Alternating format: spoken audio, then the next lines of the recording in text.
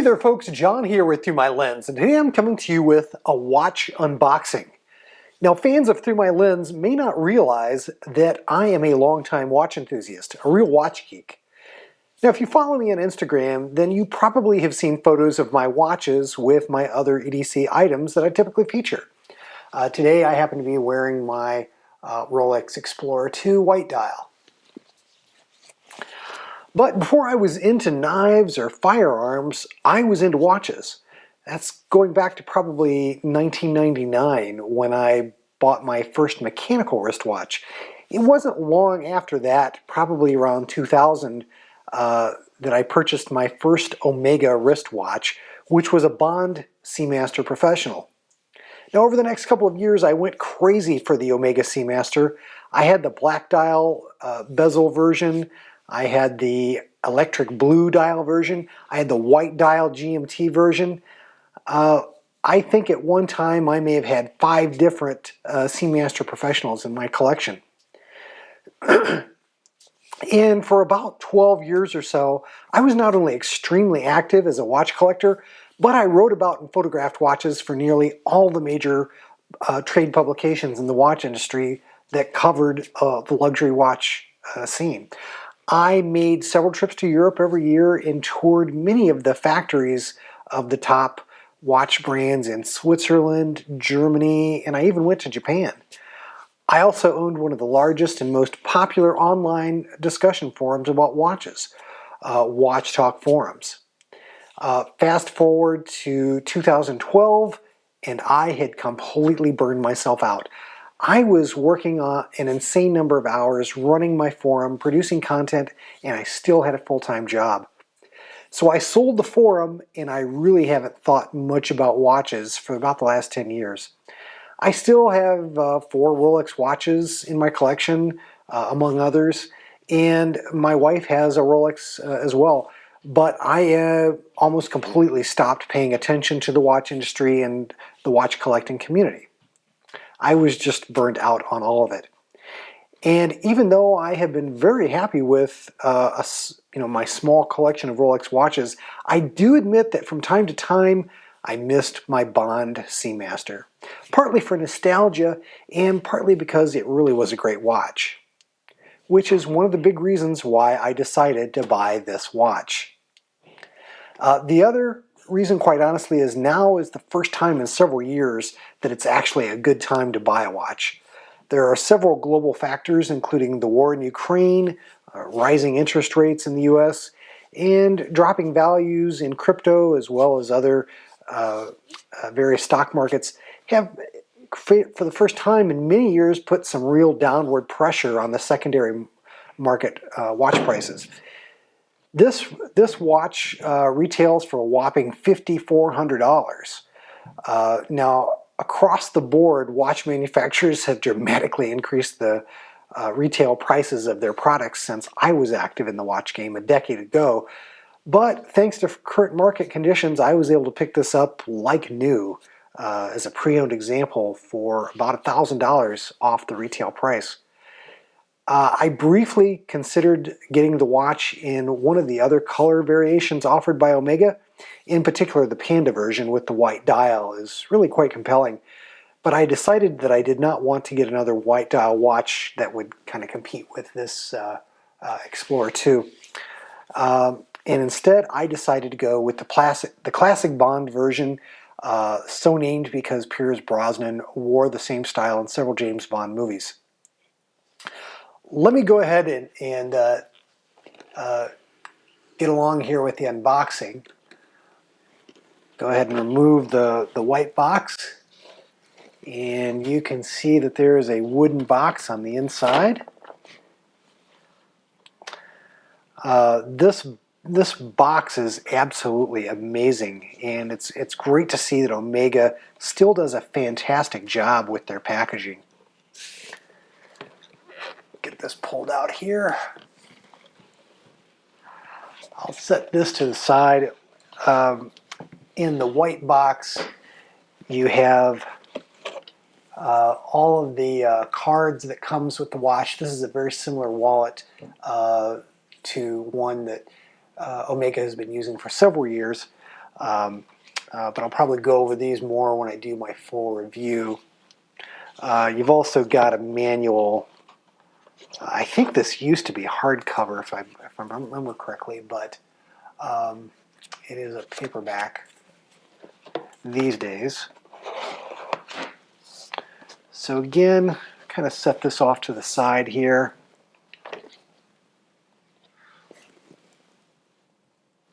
And there's a nice push button release here on the box. Go ahead and open this. We've got, this is the current version of the Omega Seamaster Professional 300 meter. Go ahead and take it out of the box.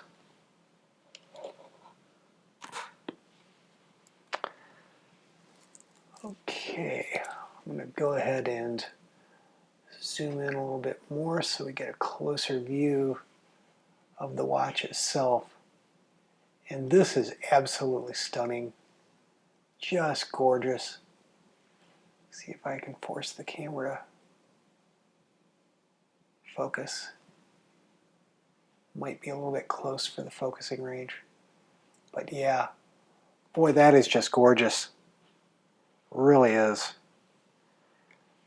There's still a sticker on the case back, but you can probably see here that it does have a display back. Gorgeous clasp. Really, really nice. Go ahead and set that right there for the time being. Now, the Omega Seamaster has for many years been Omega's answer to the Rolex Submariner. But the truth was that historically the Omega Seamaster fell short in several different areas when compared to the Rolex Submariner. The Sub had an in-house movement, while the Seamaster Professional had a movement that was based on the ETA 2892A2. The Sub had a bracelet with adjustable links fastened by screws, but the Seamaster Professional of yesteryear used cheap friction pins to hold their adjustable links in place. Of course, the Seamaster Professional was always cheaper than the Sub, and it still is.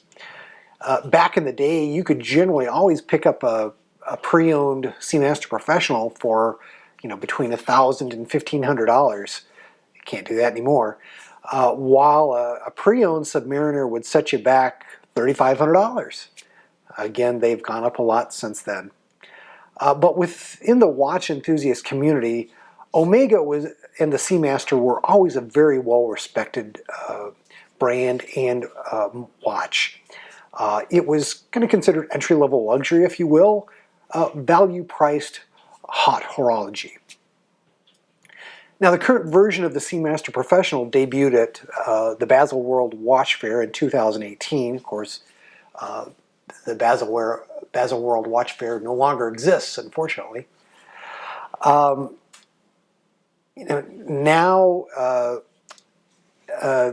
in my opinion, the watch really does compare extremely well to the Rolex Submariner. The Omega Caliber 1120 that was, in the watch that I used to own, has been replaced in this latest iteration of the Seamaster Professional with the in-house Omega Caliber 8800, which again is designed entirely in-house by Omega. I think it's actually still manufactured by ETA in ETA factories, but the Swatch Group owns them both. I could be wrong on that point. But I don't think Omega has their own Omega branded factory. It's kind of a moot point. They did design the Omega Caliber 8800, and it's exclusive to Omega. So it's not used by any of the other brands in the Swatch Group, which owns Omega as well as several other luxury watch brands. Now, the bracelet now does feature adjustable screw links that are fastened with screws. You may be able to see that probably need to use a different lens for recording videos. When I do the review, I'll use definitely a different lens. But there are adjustable screw links here, very similar to Rolex. Really very nice. And I can tell you that, like Rolex, Omega is also now using ceramic materials in the bezel. This bezel, features ceramic with this nice enamel, I believe, printing on the bezel to mark the the dive increments for when you're using this as a dive watch. The old Seamaster had a printed dial, which is of course kind of an older style of doing things. It's relatively inexpensive to produce, but it now features applied markers on the dial, which again are very similar to what Rolex is doing with the Submariner. They're nice and large. I like them a lot. Now, my initial impressions here of the watch are quite favorable. In fact, I've been really excited about this watch for many different reasons, and I'll talk more about that when I do my full review in the next video. But for now, I'm just going to go ahead and size the bracelet on my new-to-me Omega Seamaster, and I'm going to start enjoying it. I've really been excited about buying this watch, and it has kind of reawakened a long dormant appreciation and love of watches. My Rolex Submariner is currently at the spa getting serviced, so I'll be wearing this new watch quite a bit. And I do plan, again, on doing a full review, so stay tuned. Hope you've enjoyed this video. Take care. God bless. We'll see you in the next video. I hope you've enjoyed this production from the Through My Lens YouTube channel. If you did, please click on the like button and do share the video on social media. If you'd like to see more content like it, please do subscribe to the channel, follow me on Instagram and Facebook, and do check out Through My Lens at www.throughmylens.org.